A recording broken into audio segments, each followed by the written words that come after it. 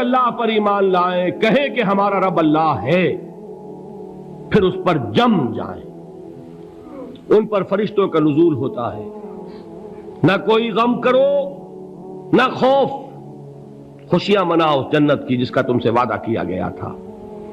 اللہ کی ربوبیت پر اطمینان جب انسان کو ہو جاتا، میرا رب اللہ ہے، ربی اللہ، انسان کے لیے نہ کوئی کھٹکا، نہ کوئی خطرہ، نہ کوئی خوف، نہ کوئی حزن۔ جو کچھ ہو رہا ہے کس کے اذن سے ہو رہا ہے؟ اللہ کے اذن سے۔ اللہ کے اذن کے بغیر پتہ تک نہیں ہلتا۔ یہ کوئی اندھا بہرا مادہ نہیں ہے جس سے مجھے کوئی خوف ہو۔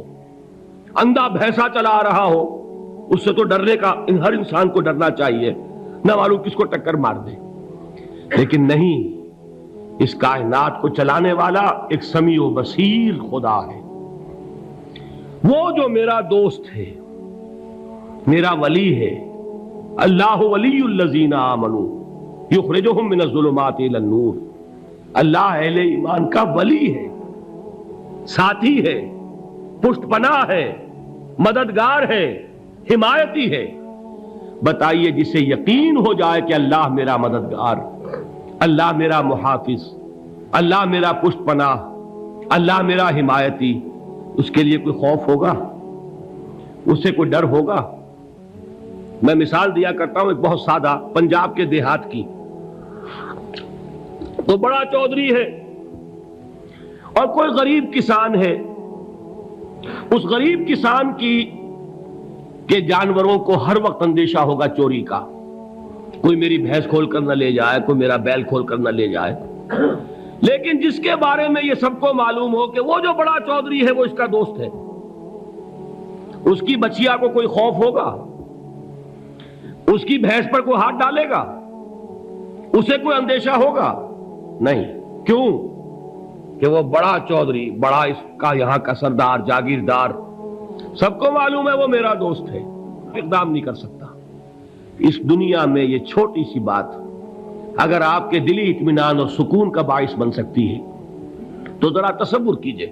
میں لفظ تصور استعمال کروں گا صرف اس لیے کہ اس کا ہم جس کو کہتے ہیں ادراک اور شعور کر نہیں سکتے، اگر کے ساتھ کر سکتے۔ اگر یقین ہو کہ اللہ میرا مددگار اور یقین ہو کہ اللہ ہر آن میرے ساتھ ہے، پھر کوئی خوف؟ کس کا خوف؟ کوئی شے اللہ سے بالا تر ہے؟ کوئی قوت اس سے زیادہ طاقتور ہے؟ کوئی اس کے ارادے کو بدلنے والا ہے؟ کوئی اس کی مشیت کے آڑے آنے والا ہے؟ یہی بات ہے جو حضور نے فرمائی، یہ ایمان کا حاصل ہے لب لباب، کہ دیکھو اچھی طرح اس بات کو ذہن نشین کر لو، اگر تمام انسان مل کر تمہیں کوئی نقصان پہنچانا چاہے نہیں پہنچا سکتے، مگر جو کچھ اللہ نے لکھ دیا ہو، اور تمام انسان مل کر تمہیں کوئی نفع پہنچانا چاہیں نہیں پہنچا سکتے، مگر وہ شے جو اللہ نے طے کر دی ہو۔ آپ پھر میں کہوں گا ذرا طاری کیجئے، اسے فرض کیجئے، اسے سوچئے، اگر اس حدیث پر ہمارا دل ٹھکا ہوا ہو تو کسی سے ڈر ہوگا؟ یہ مجھے نقصان نہ پہنچا دے، یہ میری رپورٹ خراب نہ کر دے، یہ میری انکریمنٹ نہ رکوا دے، یہ میرا یہ نہ بگاڑ دے، یہ میرا یہ نقصان نہ پہنچا دے۔ اس کا ڈر، اس کا ڈر، اس کا خوف، اس کی خوشامد، اس کے لیے جا کر طرح طرح سے اپنی عزت نفس کو ذلیل کروانا اس کے سامنے، یہ سب کچھ کیوں کرتا ہے انسان؟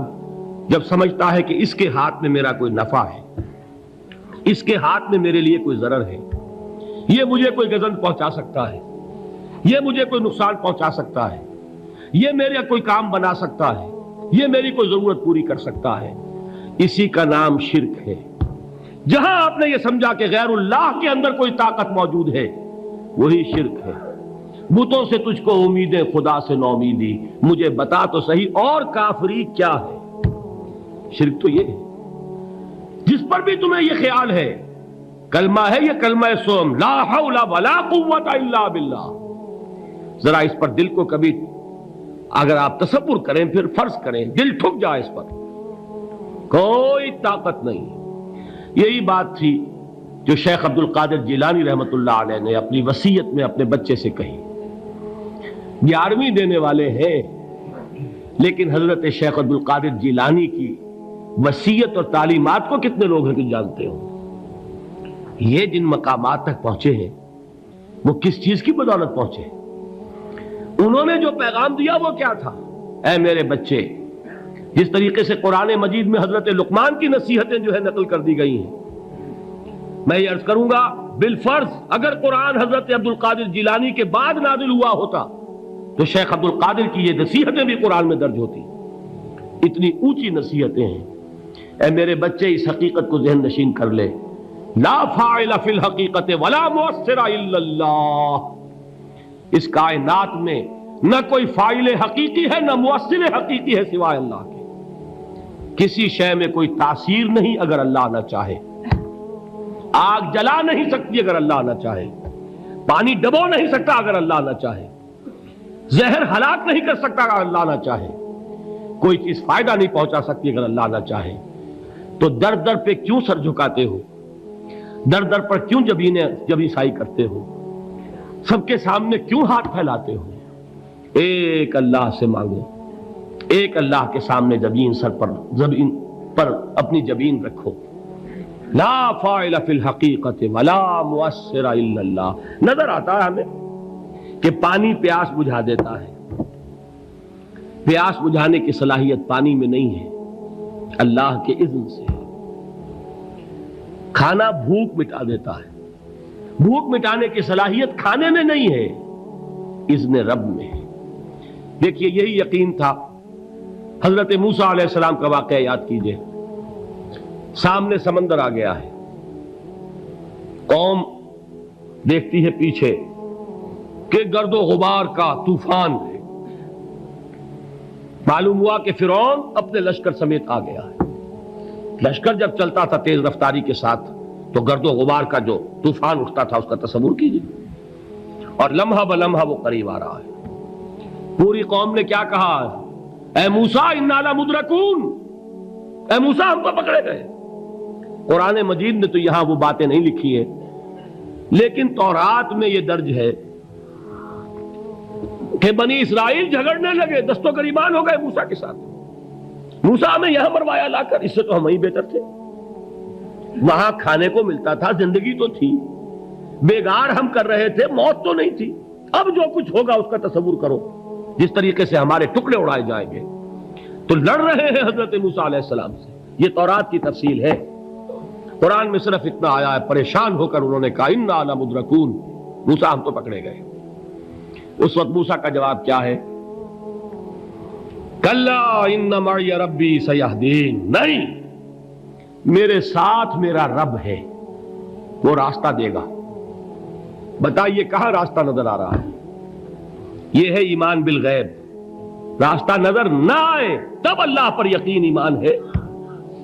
جیب میں پیسے ہوں اور تب دل کو اطمینان ہے تو ایمان کس پر ہوا؟ پیسے پر، اللہ پر نہیں.